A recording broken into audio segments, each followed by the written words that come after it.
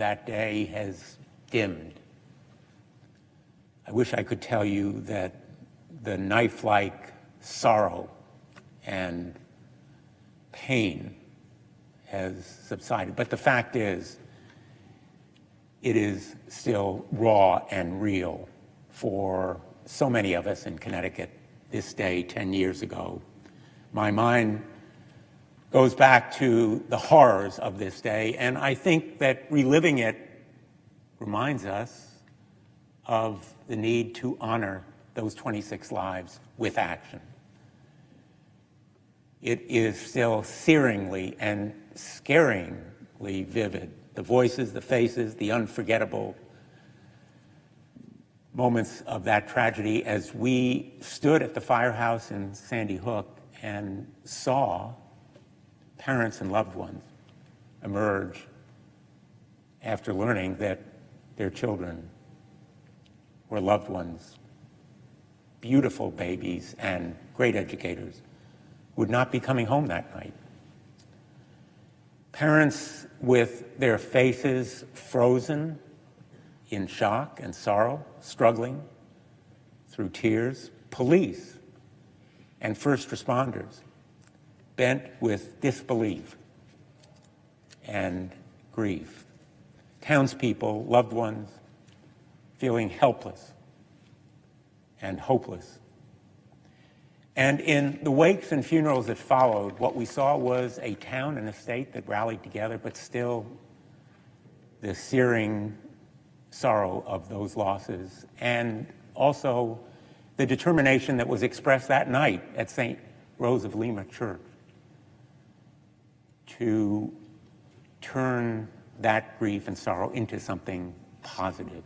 As I recall very vividly, at one of the wakes, I approached a mom who had just lost her child and said, "When you're ready, I'd like to talk about what we can do to stop this kind of gun violence." And she looked at me through her tears and said, "I'm ready.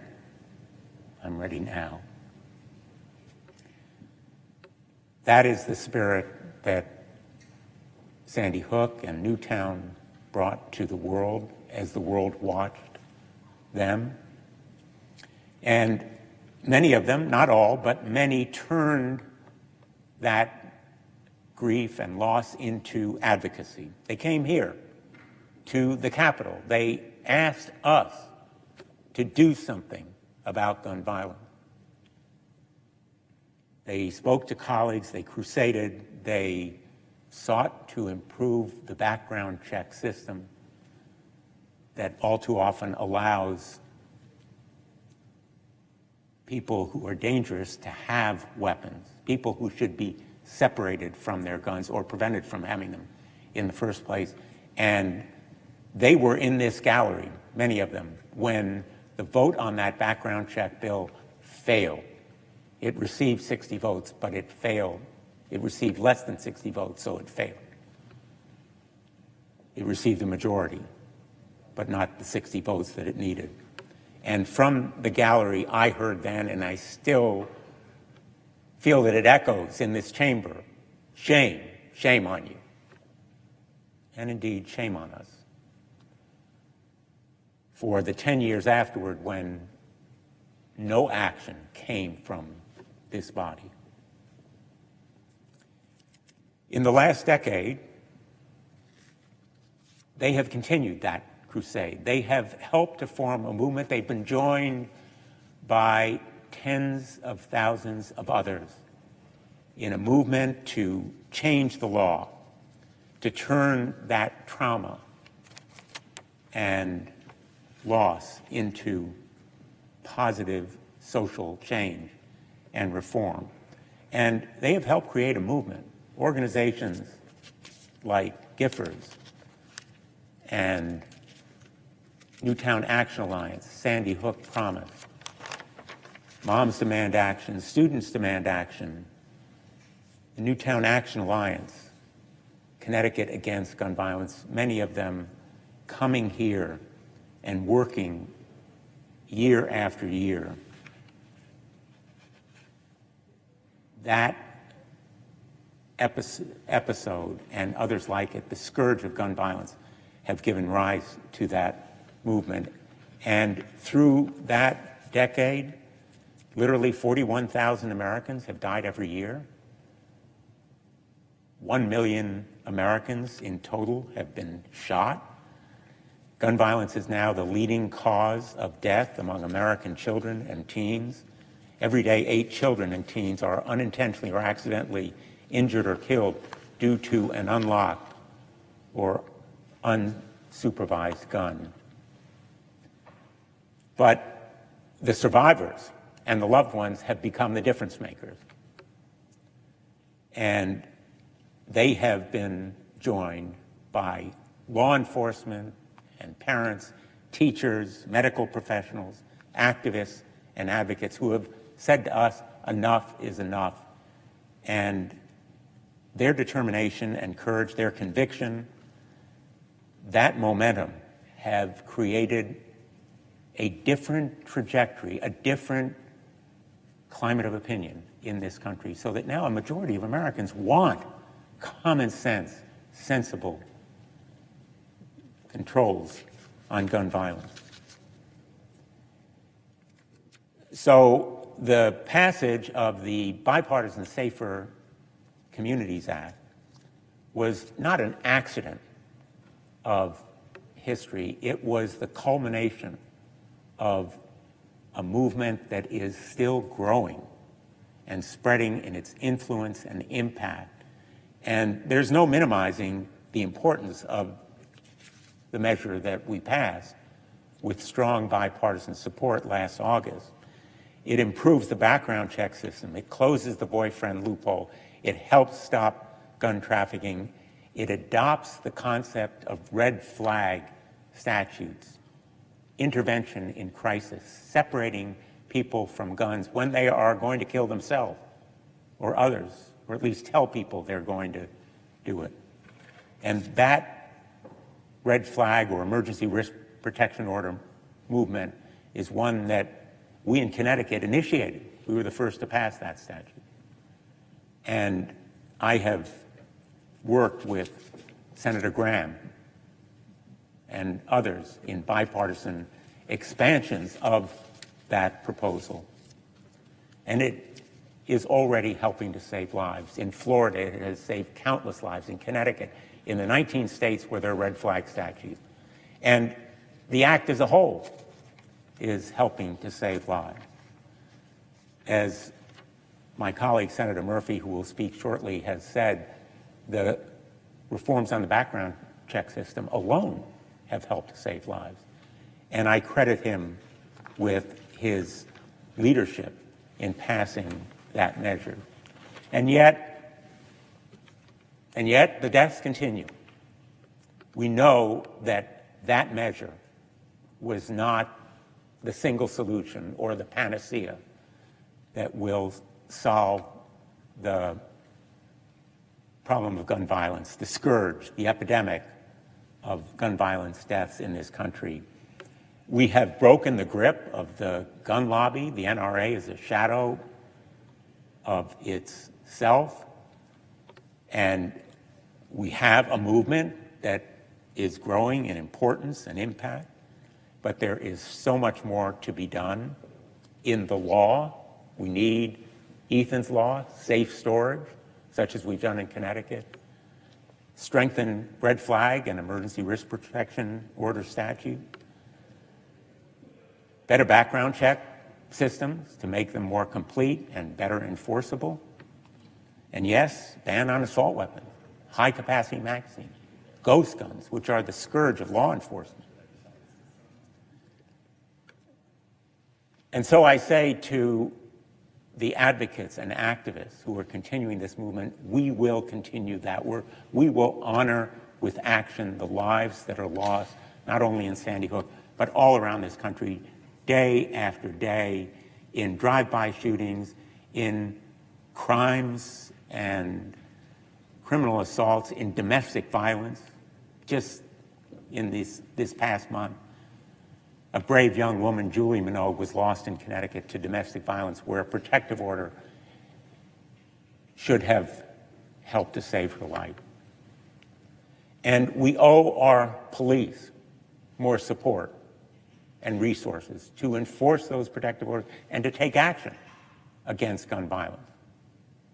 They are unsung heroes, and in the wake of Sandy Hook, many of them experienced trauma and mental health challenges that still linger with them.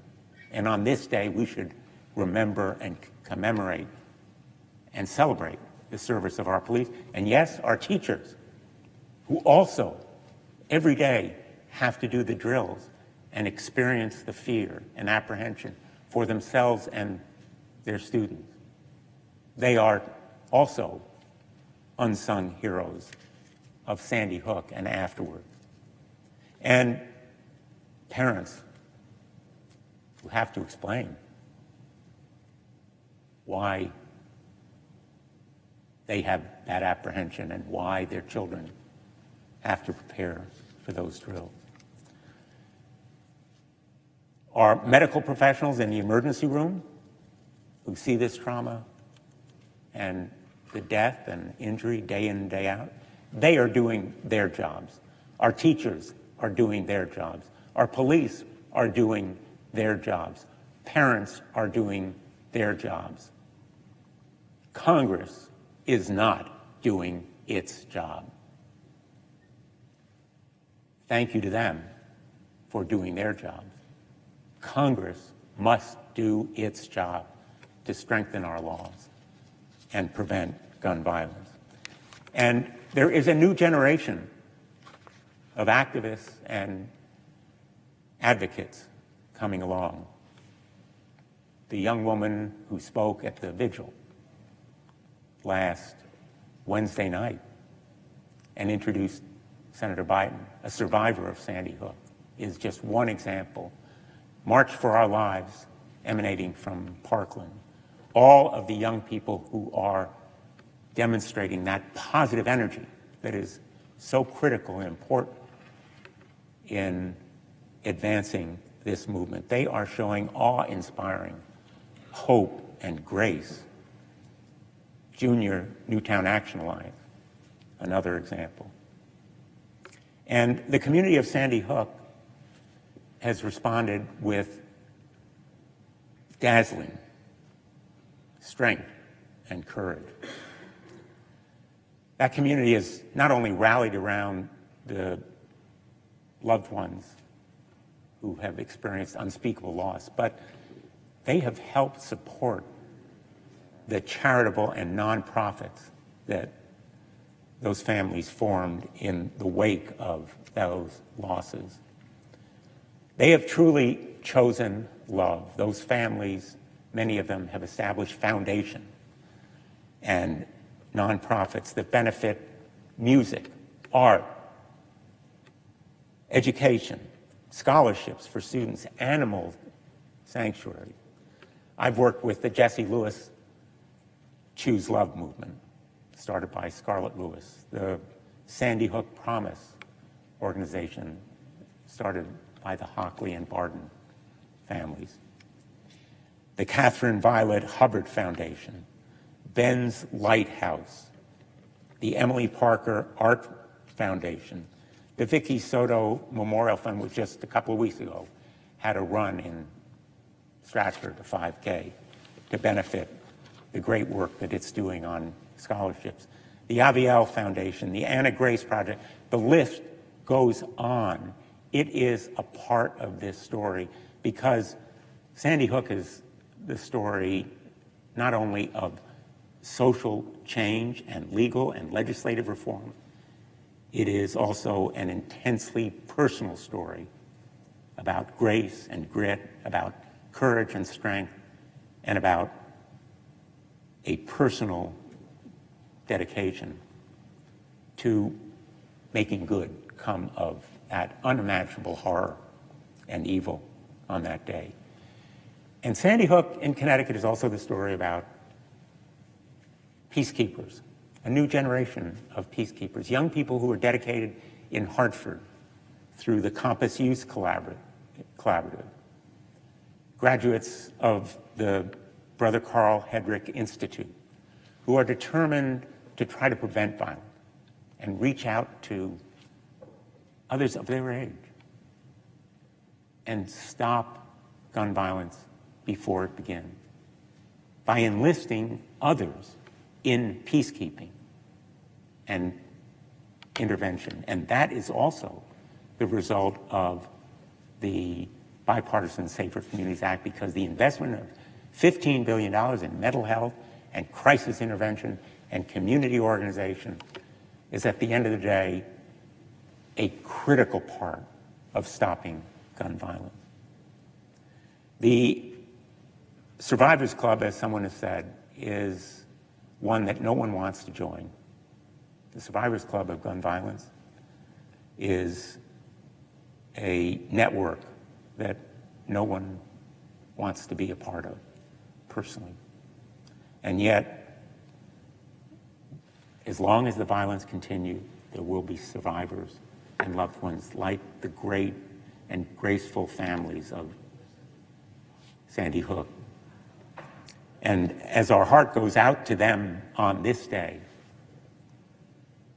we should keep in mind in our hearts the need to honor with action, continuing action.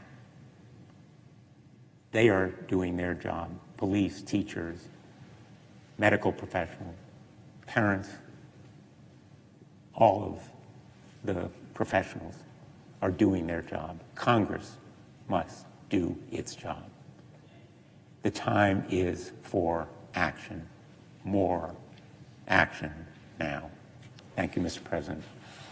I yield the floor to my colleague from Connecticut, who's been such a champion in this effort, Senator Murphy. Mr. President. Senator from Connecticut. Thank you, Mr. President. Jimmy Green and his wife, Nelba, lost a daughter in Sandy Hook. Jimmy said this leading up to the 10-year mark of the shooting in Newtown that we are commemorating today. He said, "There's a saying in our culture that time heals all wounds, but I wouldn't say that's true in my case." Senator Blumenthal and I have been down here on December 14th, 9 years in a row. Senator Blumenthal and I have given hundreds of speeches on this floor in the intervening days and months in between those anniversaries, talking about what happened in Sandy Hook and trying to compel our colleagues to action. But there's nothing that we can say that explains through words the feeling of cataclysmic loss when you lose a child, a 6-year-old or a 7-year-old or an 18-year-old or a 19-year-old. Senator Blumenthal and I were there at that firehouse in Sandy Hook that day. There were a lot of days where I wish I hadn't heard and seen the things that I saw and heard that day, but we were voyeurs. We were interlopers. There's no way that we can understand what those families are going through today, as the pain still feels, for many, as acute as it did 10 years ago. And so, Senator Blumenthal, I think it's important to come down here and honor the memory of those children and those 6 educators every year on December 14th. But I also know that there's nothing that I can do with words to explain to you how different the community of Sandy Hook is and how those lives will never, ever be the same. And I guess I come to this day every year with 2 emotions, right? One of just deep sorrow, just to think about who those kids were going to become. Senator Blumenthal and I have gotten to learn so much about these kids. I know more about those 26-year-old kids than I probably know about any other set of 6-year-old kids other than my own when they were that age over the course of my lifetime. And I love those kids. I see the genius in them. They were already doing such miraculous things, showing such kindness, showing such talent. And to think that those kids would today be preparing for college, deciding where they wanted to open up their next chapter, to think of what has been stolen from this world.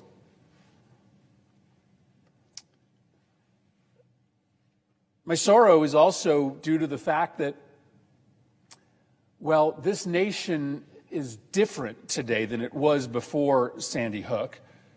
Well, the country now compels us to action. There are groups all over the country dedicated to trying to change the laws of this country to make a Sandy Hook less likely. This was happening before Sandy Hook. Now, Sandy Hook was the first shooting of little kids in school of this size. But a few weeks after Sandy Hook happened, Senator Blumenthal and I went to do a community meeting in the north end of Hartford. And there we met parents of children who had been killed on the streets of Hartford that were furious. And even more furious after Sandy Hook. They told us nobody can relate to those families in Sandy Hook more than we can, right? We lost children just like they lost children. But why did this country wait until Sandy Hook to open their eyes to the epidemic of gun violence that exists every single day, whether or not it hits the headlines?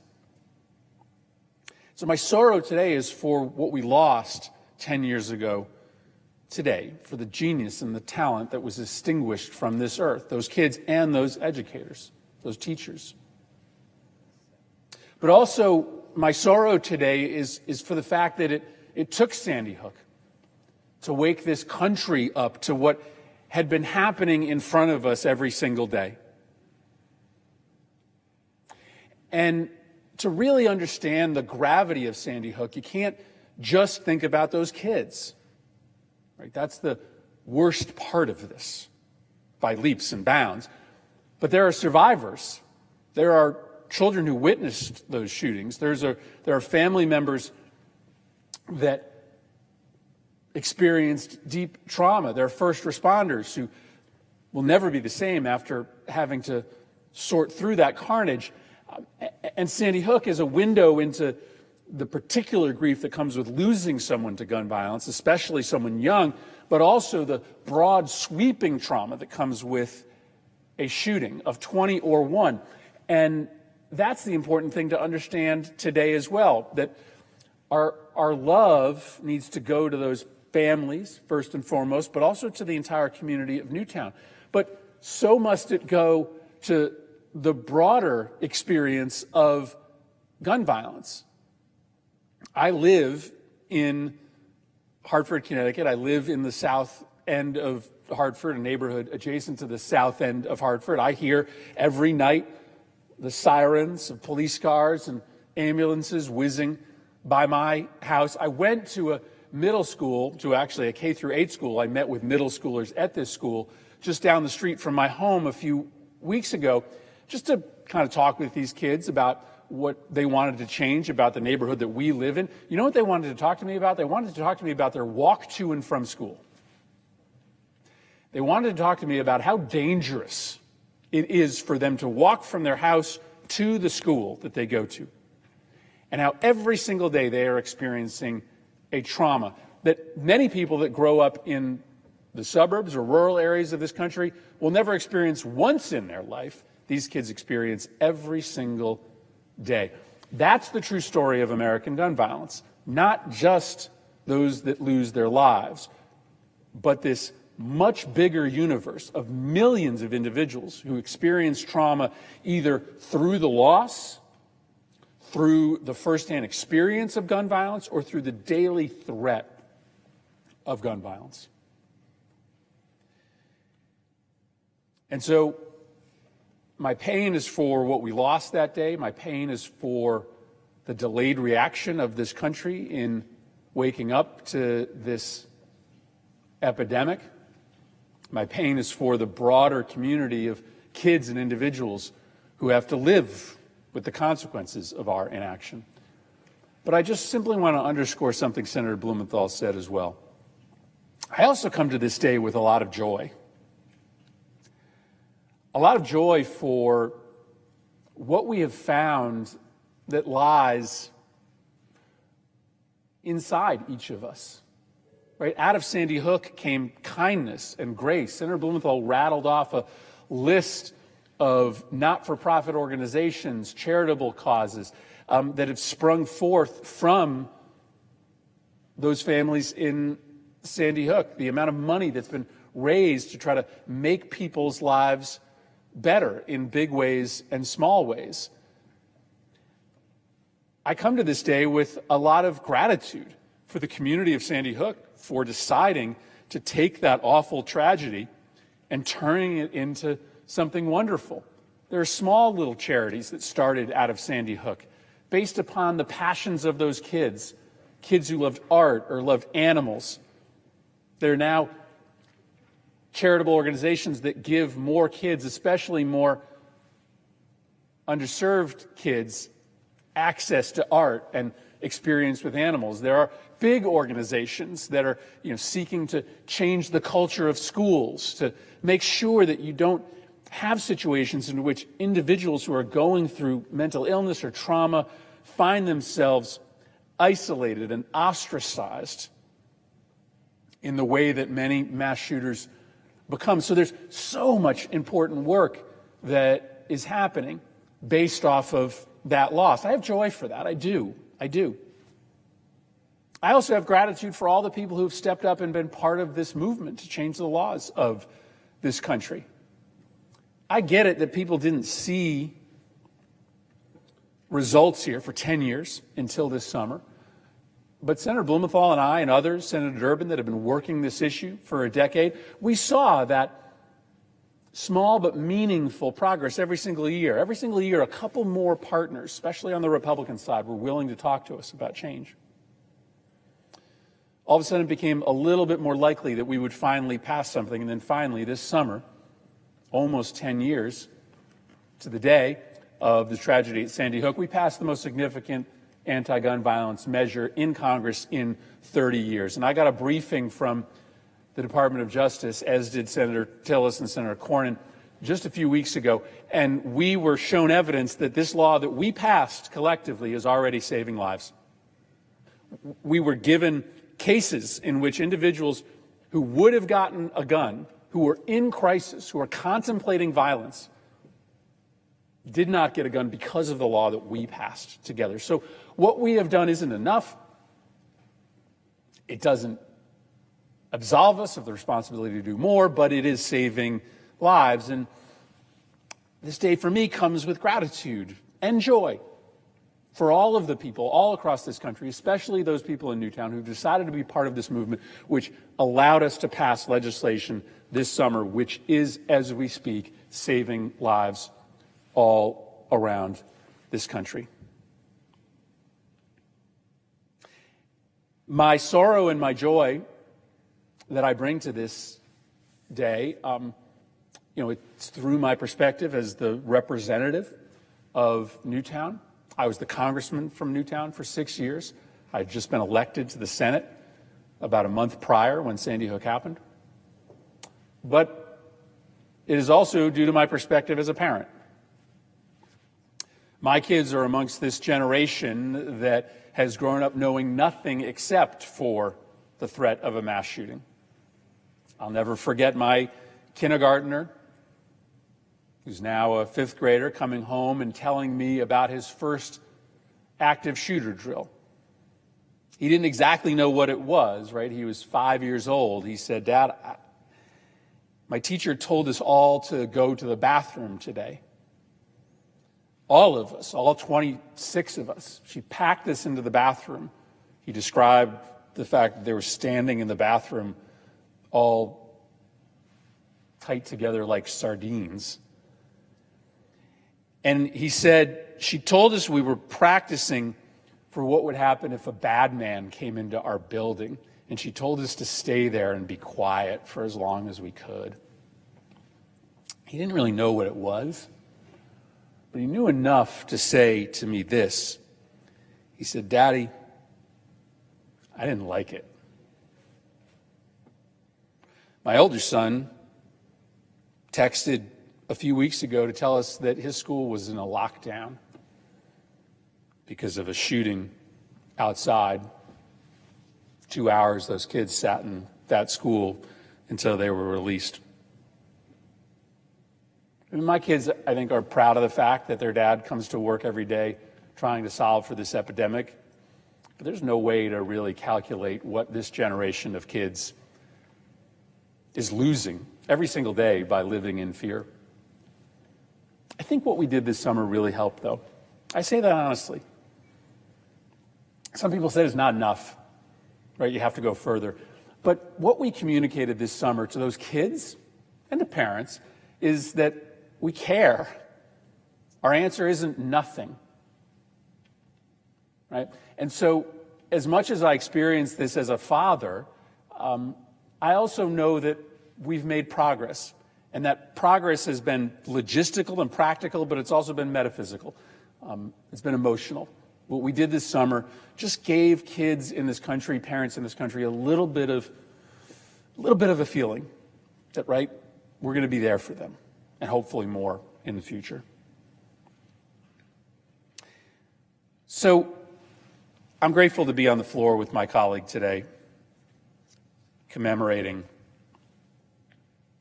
everything that we lost in Sandy Hook, thanking the community members in Sandy Hook for standing up and showing the world the best part of that community. I'm grateful to my colleagues this year for turning a page, turning a corner in our obligation to keep our kids safe. And Senator Blumenthal and I will be here for the 11th anniversary and the 12th and the 13th. And hopefully we will have more progress to discuss. We will have more positive change brought to this country by the families of Sandy Hook. Robbie Parker and his wife lost their little daughter, Emily.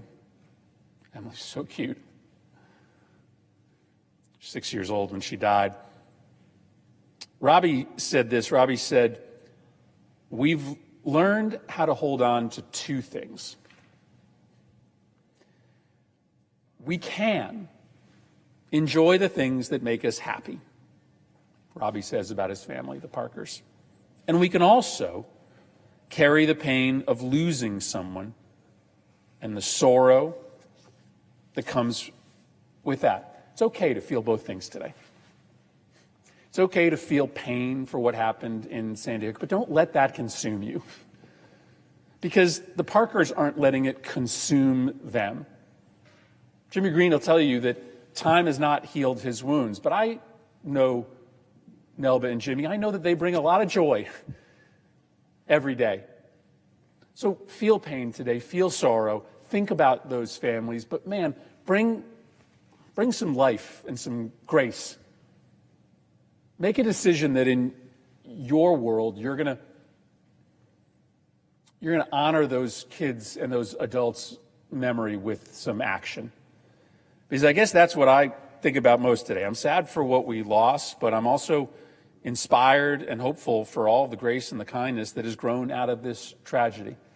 And I also realize that maybe more than anything else today, we should recognize that nothing in our life that we love should be taken for granted. It can all disappear in an instance.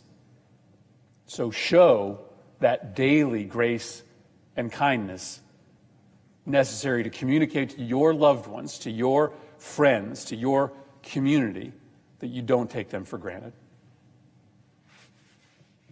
Yield the floor.